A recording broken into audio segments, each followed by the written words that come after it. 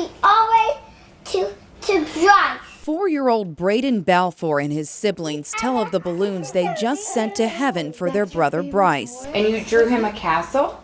No. 3 kids and one on the way who will only know their brother by these home videos and snapshots. They do know that they have a brother in heaven, and they know his name, and they refer to him sometimes in pictures and things like that.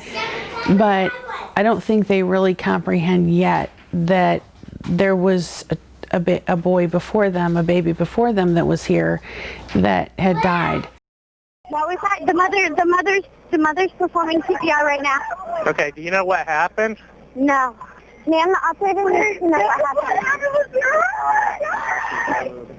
Oh my God, no! I'm not sure what happened. 5 years after an attempt to revive her lifeless baby from her sweltering car, the hurt is as agonizing as it was then. The pain that I felt from losing him back in 2007 is just as real as it was then. There are days when I feel like it was just yesterday that it happened. Pain that was self-inflicted March 30th, 2007 by Raylan Balfour when she accidentally left her 9-month-old baby Bryce in her car at work at the JAG school at UVA for 7 hours. She would escape criminal charges for his death, but says she's living every day in her own prison with the guilt that she killed her child.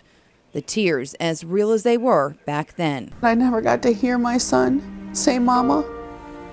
I never got to hear him say I love you.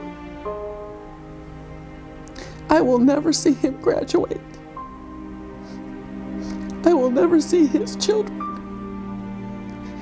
And that is my fault. Lynn gets through daily life now, trying to keep the promise she shared with us the last time we sat in her living room in 2008. That I would educate parents and tell them to include the ones that don't think it can happen to them, that it can, and this is real. And every one of these faces tell the story of just how real it is.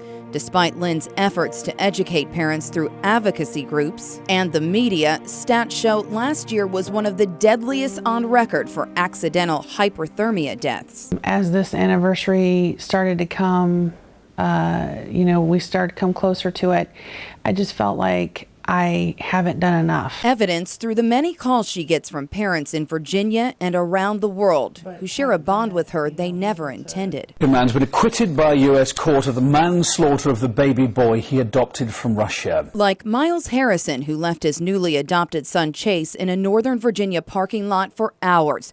The Balfours named their youngest son after him. But I tell them it's not going to get any easier. It's something you learn to live with. You still feel that loss, you still feel that pain because that child's never going to be there again. And it's what would have been that hurts the most. Bryce Balfour would be in class right now here at Ruckersville Elementary, wrapping up his kindergarten year and planning his 6th birthday party in June. Seeing other children the age that Bryce would have been and wondering what he would have looked like, wondering how his personality would have been, being able to interact with him and see how he would have interacted with his siblings. And when those terrible twos do kick in, I just said you had to go, yes. I was crying. Lynn's husband, who she says she's never been closer to, reminds her. He just tells me that I need to focus on the children and make sure that we spend time with them and the importance of knowing what we've lost and being blessed with what we have. You could lose everything in your life. You could lose everything. As long as you have your family and they're healthy and you're happy, everything else can be replaced.